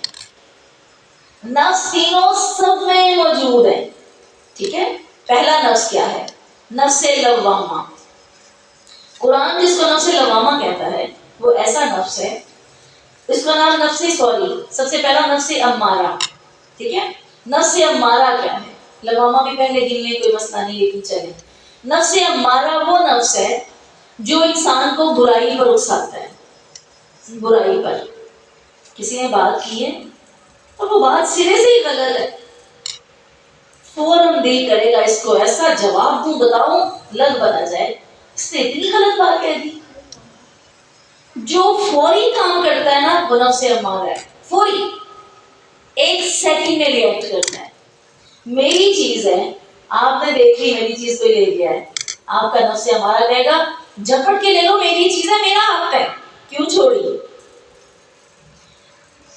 شوہر نے غصہ کیا، بیوی کا دل کرتا ہے اس کو جواب دے، وہ حق پہ بھی کرتا ہے، وہ ناحق بھی کر جاتا ہے، اب اسی وقت جواب دینے کو دل کرتا ہے، نفس امارہ حرکت میں آتا ہے۔ اس لیے ہمیں لوامہ سے پہلے امارہ کا ذکر کیا، یہ سب سے پہلے حرکت میں آتا ہے۔ بچے نے غلطی کی، دل کرتا ہے اٹھ کے تھپڑ مار کے اس کو سٹ کر دو، مار سکتی ہو، دسترس اللہ نے دی ہے، حق نہیں ہے اٹھو اور تھپڑ مار دو۔ بلا وجہ بچوں کو مارنا جائز نہیں ہے۔ نفس امارہ اسی وقت اکساتا ہے، غصہ، شدت، چیز پڑی ہے کوئی دیکھ نہیں رہا، چوری کی جا سکتی ہے، نفس امارہ کہے گا خیر ہے کوئی بات نہیں، میں کون سا کسی کے گھر چوری کرنے کے، سامنے پڑی ہے اٹھا لو۔ نفس امارہ، دوغلے پن، گناہ، غلطیاں، کوتاہیاں، ہر چیز کو اچک کے لینے کے لیے نفس امارہ پوری حرکت کرتا ہے، اور ہم سب میں موجود ہے، ہم سب میں موجود۔ جائزہ ہم نے اینڈ پہ یہ لینا ہے کہ کس نفس کے پیچھے ہم لگتے ہیں۔ اللہ کے ہاں ہم وہی لکھے جائیں گے جس کے ہم پیچھے لگتے ہیں۔ اب نفس ہمارا موجود ہے، ہر ایک کو کہتا ہے کر لو کوئی بات نہیں۔ دوسرا ہے نفس لوامہ۔ نفس لوامہ ملامت کرنے والا نفس ہے، ذرا سا بات کرنے لگے، جواب دینے لگے، دل ہی کرایا، آپ درست تھے، آپ کا حق تھا، لینے لگے، دل کے پیچھے لگے نا، بظاہر تو میرے دل میں بات آئی میری ہے نا، اب یہ نہیں پتا وہ میری بات کے پیچھے شیطان بیٹھا ہوا ہے۔ اب امارہ نے تو پہل کی نا، نفس امارہ نے پہل کی، اب دل کرایا فوراً کام کرنے کو، وہ کام غلط تھا۔ نفس لوامہ حرکت کرتا ہے، دل دھڑک اٹھتا ہے۔ جو لڑائی میں ماہر ہے ان کی دھڑکن انہوں نے دبا رکھی ہے، وہ اینٹ کا جواب پتھر سے دے دیتے ہیں۔ جن کا نفس لوامہ حرکت میں آتا ہے وہ بات کرنے لگتے ہیں، دل کی دھڑکن اتنی تیز ہوتی ہے بولا ہی نہیں جاتا۔ غصہ آیا پڑا ہے، حق لینے کو دل چاہ رہا ہے، پر وہ دھڑکن تیز ہو گئی ہے۔ فرمایا، کسی صحابی نے پوچھا اللہ کے نبی صلی اللہ علیہ وسلم گناہ کا احساس کیسے ہوتا ہے؟ فرمایا ما حاک فی صدر، وہ جو تیرے سینے میں ہے نا وہ دھڑک اٹھتا ہے۔ چوری کرنے سے پہلے موبائل چل رہا ہے، رات کی تنہائی ہے، کوئی نہیں دیکھ رہا، کسی کو نہیں پتا، جس کو رب کا ڈر ہے، جس کا نفس لوامہ زندہ ہے، وہ تنہائی میں موبائل کو کلک کرنے لگے گا نا، اور ایک ہی گندی چیز سامنے آئے گی، وہ اس کی دھڑکن تیز ہو جائے گی، پھر اس کی مرضی دھڑکن کو سلا دے اور بے حیا بن کر نفس امارہ کا پیروکار بن جائے۔ لیکن اللہ نے پیمانہ رکھا ہے، برائی اپنا احساس دلاتی ہے، اندر سے دلاتی ہے۔ نفس لوامہ کہتا ہے نہ کرو، دفع کرو، دور کر دو، یہ اچھی چیز نہیں ہے۔ اس کے بعد نفس مطمئنہ، اب اسی کام پہ رہیں، پہلے قدم پر نفس امارہ نے ابھارا، آپ چل پڑے تھے، ارادہ کری، غصہ آ گیا، آپ نے ارادہ کر لیا تھا، آج آپ بہت تھکے ہوئے تھے، گھر کا ضروری کرنے والا کام تھا، آپ نے کہا بھاڑ میں جائے، میں ہی کرتی پڑتی رہوں سارا کچھ، نہیں کرنا، وہ آپ کو پتا نہیں چلا، نفس امارہ کے پیچھے لگ گئے تھے، جا کے ذرا لیٹے کام چھوڑ کے، دل میں خیال آیا، نفس لوامہ نے ابھارا کہ نہیں، بری بات ہے، یہ اچھی بات نہیں ہے، کسی کا حق دے ہی دو، پھر کیا ہوا، آرام بعد میں ہو جائے گا، اٹھے اور اٹھ کے چل پڑے۔ اب تیسرا نفس حرکت میں آئے گا، وہ کہے گا تم نے بہت اچھا کیا، تم نے خیر کا کام کیا، تمہیں اطمینان نصیب ہوگا، تمہیں نیکیاں ملیں گی، تمہارے دل کے اندر ایک ٹھنڈک محسوس ہوگی، جب تم تھک ٹوٹ کے بھی کسی کی خدمت کر چکو گے نا، نفس مطمئنہ وہ کہے گا شاباش، تمہیں یہ کرنا چاہیے تھا۔ کتنا بد نصیب ہے وہ بندہ۔ حدیث اور روایات کے مطابق جو نفس مطمئنہ کو احساس سلاتا ہے کہ تینوں میں سے نفس مطمئنہ سو چکا ہے، اس کی حرکت بند ہو جاتی ہے۔ کیسے بند ہوتی ہے؟ وہ پہلے قدم سے دوسرے قدم پہ نہیں آیا، اس نے ہمارا نفس کو چھوڑا ہی نہیں، اس نے قدم اٹھایا تو وہ پلٹا ہی نہیں، اس نے گناہ کے لیے قدم اٹھائے رکا ہی نہیں، نماز چھوڑی تھی دوبارہ اس نے دھڑکن کے تیز ہونے پر نماز ادا کی ہی نہیں، اس نے مطمئنہ نفس کا مزہ ہی نہیں چکھا۔ جس نے نفس مطمئنہ کا مزہ ہی نہ چکھا، اللہ تعالیٰ اس بد نصیب کو دل کو مہر لگا دیتا ہے، اب وہ چاہے بھی اسے اطمینان نہیں ملتا، وہ تو نفس امارہ کا پیروکار بن چکا۔ پھر وہ بندہ ہے جس کے لیے قرآن کہتا ہے زُیِّنَ لِلنَّاسِ، لوگوں کے لیے شیطان نے ان کے بدنما اعمال کو خوبصورت بنا کے پیش کیا۔ وہ نفس امارہ کے پیچھے لگ کے گناہ کرتا ہے، دوسروں پر ظلم زیادتی کرتا ہے، ہر کام اپنی من مرضی سے کرتا ہے، اور پتہ ہے کیا سمجھتا ہے؟ میں بالکل I am right، میرا حق تھا، مجھے یہ کرنا چاہیے تھا۔ وہ اپنی غلطیوں کو درست سمجھ کے کرتا ہی رہتا ہے، کرتا ہی چلا جاتا ہے۔ یہ ہے بد نصیب شخص جو نفس امارہ کا پیروکار بن جاتا ہے۔ دوسرا بندہ، تین طرح کے بندے ہیں، اب ان تینوں کا جائزہ لے کے ہم نے آج سوچنا ہے ہم کس مقام پر کھڑے۔ دوسرا نفس کون سا ہے جس کے پیچھے لگتے ہیں؟ اب ایک ایسا انسان ہے، ایک بندہ کون ہے جو نفس امارہ، تینوں حرکت میں رہتے ہیں نا، کس کی حرکت میں رہتے ہیں؟ عام انسان کے، تینوں حرکت میں رہتے ہیں۔ اب ہم واپس آئے تھے خاص لوگوں کی طرف، ان خاص میں ایک بندہ جو صرف نفس امارہ کا پیروکار بن گیا، اس کی برائی بھی اس کو کیا کہتی ہے؟ تم صحیح کر رہے ہو، تم نے درست کیا، وہ چالے چل کے مزے لیتا ہے، اللہ کہتا ہے میں اس کے مزے لیتے دیکھ دیکھ کر میں اس کو چھوڑ کے بیٹھا ہوں۔ وہ 10 گناہ کرتا ہے، میں 2 اس کے اور آگے کر دیتا ہوں، میں کہتا ہوں تو اور کر لو، اس نے زیادتیاں کی، وہ کہتا ہے اور کے ساتھ کر لو، لوگ کہتے ہیں کتنا ظالم ہے، ظلم بڑھتا ہی جا رہا ہے، اللہ اس کو پکڑتا کیوں نہیں؟ اللہ کہتا ہے میں نے تو رسی ڈھیلی چھوڑی ہوئی ہے، جب میں پکڑوں گا نا تو تب دیکھنا کیسی پکڑائی۔ اللہم لا تجعلنا من محمد۔ کتنا بد نصیب ہے وہ بندہ جس کے لیے گناہ اللہ آسان کر دیتا ہے۔ پھر آ گیا وہ بندہ، اب درمیانے درجے کا بندہ، وہ گناہ کرنے کے قدم اٹھاتا ہے، اس کا دل چاہتا ہے، اب نفس لوامہ اس کو احساس دلاتا ہے، وہ کہتا ہے میں ہی رہ گیا ہوں، مجھے ہی رہ گئی ہے ہمیشہ، ہر بندہ کر رہا ہے، سارے تو فائدے پا رہے ہیں، میں کیوں محروم رہ جاؤں؟ کبھی وہ آگے بڑھتا ہے، کبھی وہ پیچھے جاتا ہے، کبھی وہ آگے کبھی وہ پیچھے، درمیانے درجے کا بندہ کشمکش میں، کبھی اس کا دل نیکی کرنے کو چاہتا ہے، کبھی نیکی سے دور ہو جاتا ہے، کبھی وہ گناہ کر بیٹھتا ہے، کبھی گناہ چھوڑ بیٹھتا ہے۔ توبہ ایسے ہی لوگوں کے لیے ہے، توبہ ایسے ہی لوگوں کے لیے ہے، رمضان ایسے ہی لوگوں کے لیے ہے، اللہ کی صدائیں ذی الحج کے دن ایسے ہی لوگوں کے لیے ہیں۔ تم جو کبھی آگے جاتے ہو کبھی پیچھے ڈولتے رہتے ہو نا، تو اللہ کی کشمکش سے نکل کر توبہ کر کے اپنے آپ کو ادھر واپس آنے کی بجائے ادھر لے آؤ۔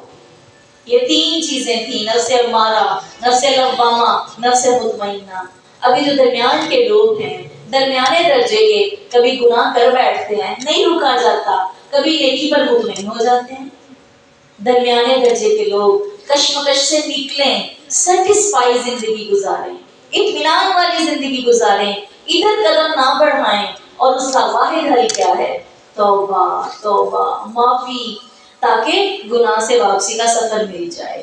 اب آ گیا آخری مرحلہ, نفس مطمئنہ. نفس مطمئنہ کا جو بندہ ہے, اس بندے کو اس کا بھی نفس ہمارا حرکت میں ہے, باز نہیں آنا. اس خبیث نے موت تک نہیں بازا. آخری لمحے ہوں گے نا, جس وقت موت کا وقت آ جائے گا, پیاس کی شدت ہوگی, یہ بھر بھر کے پیالے باندھ کے لائے گا پیشاب کر کر کے, کہے گا یہ پی لو, اسی وقت ہی میرے ساتھی بن جاؤ. اس نے ساتھ نہیں چھوڑنا. اب یہ تیسرے درجے کا جو بندہ ہے, اس کا نفس ہمارا اس کو کچھ کھیل جاتا ہے, چلو نکالو غصہ, کرو بدلہ لو, کر دو یہ کام, یہ گناہ کا کام ہے. موبائل ہاتھ میں, رات کی تنہائی ہے, کوئی نہیں دیکھ رہا, آج ذرا ایک مووی دیکھ لو, کوئی بات نہیں. کبھی کبھی تو گناہ کر ہی لیتے ہیں, کچھ نہیں ہوتا. اور ویسے بھی یہ گناہ تھوڑی ہے.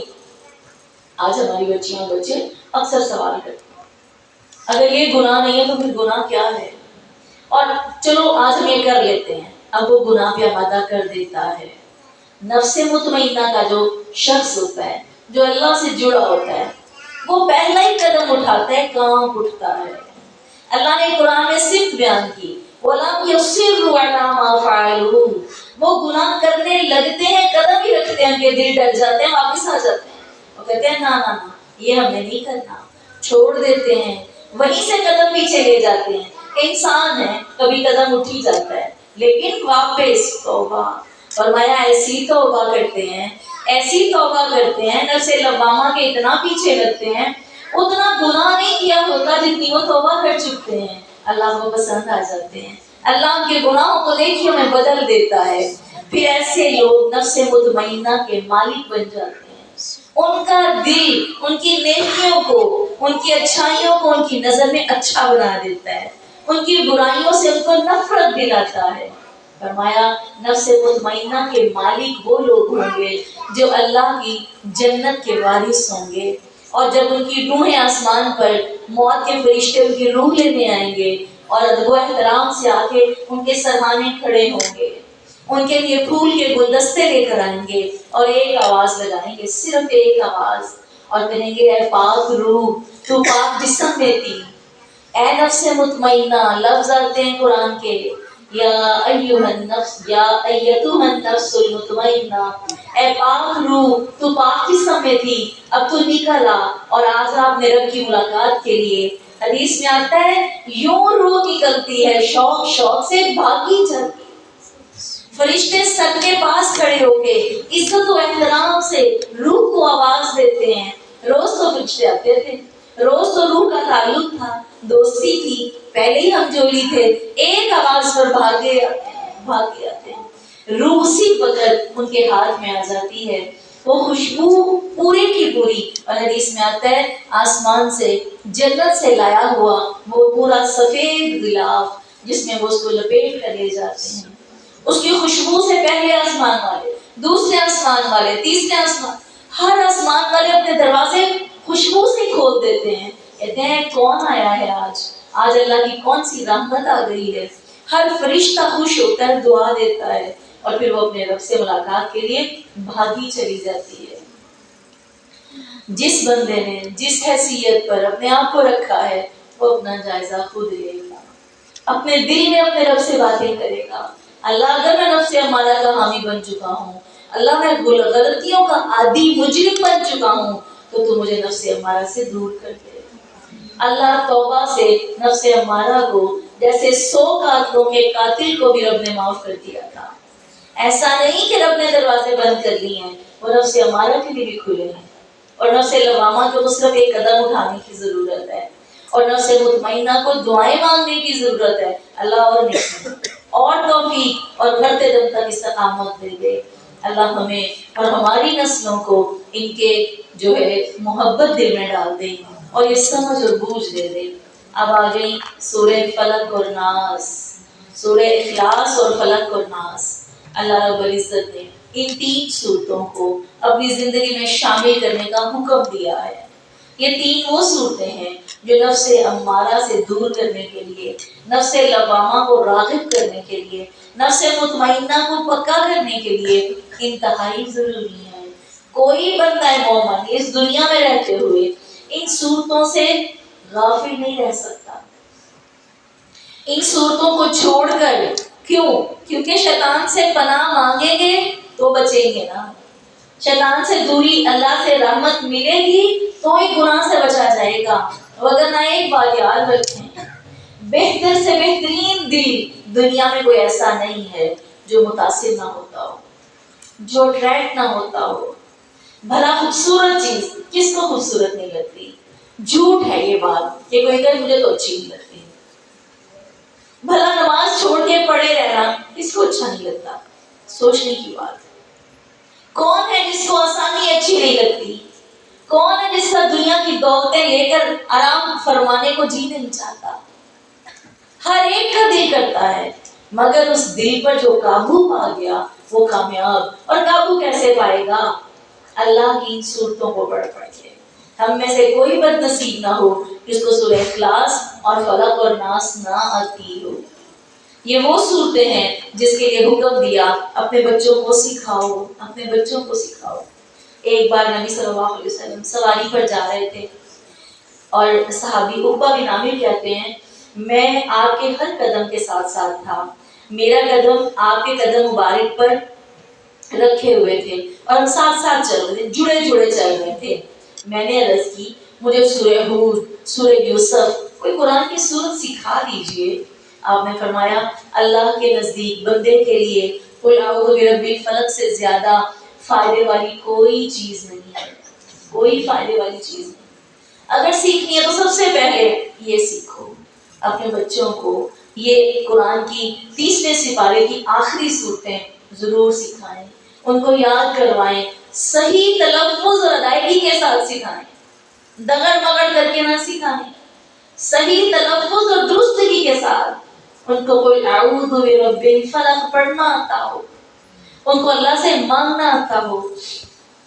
اپنے بچوں کو اور اپنے آپ کو شیطان سے اللہ کی پناہ میں دینا سکھائیں۔ آپ صلی اللہ علیہ وسلم نے فرمایا قل اعوذ برب الفلق اور قل اعوذ برب الناس، یہ دونوں وہ صورتیں ہیں جو اللہ کی پناہ میں دینے کے لیے انسان کے لیے کافی ہیں، اور فرمایا دنیا کی سب سے افضل ترین چیزیں ہیں۔ ہم میں سے کون ہے جو اللہ کی افضل ترین چیزوں کو اپنے لیے اکٹھا کرنا پسند نہ کرے گا؟ اسی طرح ان 2 صورتوں کے لیے حدیث میں آتا ہے نبی صلی اللہ علیہ وسلم بیمار ہو گئے اور بیماری کا اثر آپ سے دکھنے لگا، جبریل علیہ السلام نے آ کر آپ کو یہ دونوں صورتیں عطا کی، اللہ کی رحمت سے دی اور دونوں کو سکھایا اور فرمایا ان دونوں کو پڑھو۔ آپ نے ان دونوں صورتوں کو پڑھ کر اپنے رب سے، اللہ سے پناہ مانگی اور آپ کا جادو کا اثر ختم ہو گیا۔ آج جتنے لوگ یہ سوال کرتے ہیں جادو کیا کریں، نبی پر بھی تو ہوا تھا، ہم پر بھی ہو گیا۔ نبی پر ہوا تھا تو یہ صورتیں اتری نا، اب تم یہ صورتیں پڑھو گے تو انشاءاللہ اس سے محفوظ رہو گے۔ نبی پر تو ہوا اس لیے تھا تاکہ اللہ قرآن اتارے اور پوری دنیا کی رہنمائی کر دے، لہٰذا کوئی یہ نہ سمجھے کہ نبی پر جادو ہو گیا، مجھ پر بھی ہو گیا، میں محفوظ نہیں رہ سکتا، یہ مجھ پر ہونا ہی تھا۔ ایسا نہیں ہے، یہ 2 صورتیں اتاری گئیں تاکہ اپنے جادو، اپنی بیماریوں کے لیے تم اس سے شفا پایا کرو۔ حضرت عائشہ رضی اللہ تعالیٰ عنہ فرماتی ہیں نبی صلی اللہ علیہ وسلم بیمار تھے، آخری بیماری کے دن تھے اور آپ صلی اللہ علیہ وسلم کو میں دم کیا کرتی، جب میں دم کرتی میں یہ دونوں صورتیں پڑھ کر، اور جب میں پھونک مارنے لگتی تو میں سوچتی میرے ہاتھ تو بڑے کمتر ہیں، میرے نبی کے ہاتھ تو افضل ہیں، میں اپنے منہ سے پڑھ کے آپ کے ہاتھوں پر پھونک مارتی اور آپ کے ہاتھ ہی آپ کے جسم پر پھیر دیا کرتی، اپنے ہاتھ سے آپ کے ہاتھ پر پھونکے مار کے آپ کے ہاتھ کو آپ کے جسم پر پھیر دیا کرتی تاکہ اللہ آپ کو جلد شفا دے دے۔ اسی طرح حضرت عائشہ سے فرماتی ہیں کہ میں نے ان صورتوں سے بڑھ کر نبی کی زندگی میں کوئی ایسی چیز نہیں پائی جس سے آپ کو اللہ رب العزت نے اسی وقت فائدہ دیا ہو۔ حضرت ابن عباس فرماتے ہیں کہ جب نبی صلی اللہ علیہ وسلم حضرت حسن اور حضرت حسین کو دم کیا کرتے تو دم کرتے ہوئے آپ اعیذکما بکلمات اللہ التامہ من کل شیطان وہامہ ومن کل عین لامہ. یہ جبریل علیہ السلام دم کر کے حضرت حسن اور حسین کو نظر بد کا دم کیا کرتے. دم کے ساتھ ایک اور حدیث کی میں وضاحت کر دوں. یہ حدیث آپ نے کئی بار سنی ہوگی کہ جس بندے نے نہ کبھی دم کیا نہ کبھی دم کروایا وہ 70 سال پہلے جنت میں جائے گا عام لوگوں سے. جب یہ بات سنتے ہیں تو پریشانی آتی ہے کہ حضرت عائشہ دم کر رہی ہیں. نبی صلی اللہ علیہ وسلم نے فرمایا سورہ فاتحہ بہترین دم ہے اور اس میں شفا ہے. نبی صلی اللہ علیہ وسلم حضرت حسن اور حضرت حسین کو خود دم کر رہے ہیں تو پریشانی آتی ہے نا. تو سن لیں حضرت نبی صلی اللہ علیہ وسلم نے جو یہ بات کہی تھی یہ غیر شرعی دم کے لیے تھی. یہ شرعی دم کے لیے نہیں تھی. اس کی پوری ریسرچ آ گئی ہے, اس حدیث کی تحقیق ہو گئی ہے. اللہ کے نبی صلی اللہ علیہ وسلم نے جو فرمایا کہ جس نے نہ دم کیا نہ کروایا وہ دم غیر شرعی ہے, وہ دم بدعت والا دم ہے, وہ شرک والا دم ہے. جو دم شرعی دم ہے جس کے لیے نبی صلی اللہ علیہ وسلم نے خود آیات, آپ کو پتہ ہے کتنی آیات شفا ہیں, کتنی ایسی صورتیں ہیں, کتنی ایسی دعائیں ہیں جو اللہ کے نبی صلی اللہ علیہ وسلم نے خود بتائی. سر کے درد کا بھی دم ہے, نظر بد کا دم ہے, سورہ فاتحہ خود ایک دم ہے, آیت الکرسی چاروں کل ایک دم ہے. اب اتنی ساری چیزیں اللہ رب العزت نے جو خود اپنے نبی کے ذریعے بیان فرما دی تو سوچیں کیا یہ سب کام پھر اس بات سے متعلق نہیں ہے. لہٰذا آج کے بعد ہمیں یہ تسلی ہونی چاہیے کہ 70 سال پہلے وہ بندہ جنت میں جائے گا جو غیر شرعی دم نہیں کرے گا. جو شرعی دم ہے ان کو کرنے کی اجازت ہے, وہ پسندیدہ ہے, بلکہ وہ مسنون عمل ہے اور وہ اللہ کے نبی نے خود فرمائے ہیں. لہٰذا ہم میں سے کوئی بھی بندہ جائز اور درست دم ضرور کرے. جیسا کہ دوائی کھانا ایسا ہی دم کرنا ہے, اور دم میں شفا اللہ رب العزت نے رکھی ہے. الحمدللہ اللہ رب العزت ہر پڑھا اور سنا ہر لفظ قبول فرمائے. آمین یا رب العالمین.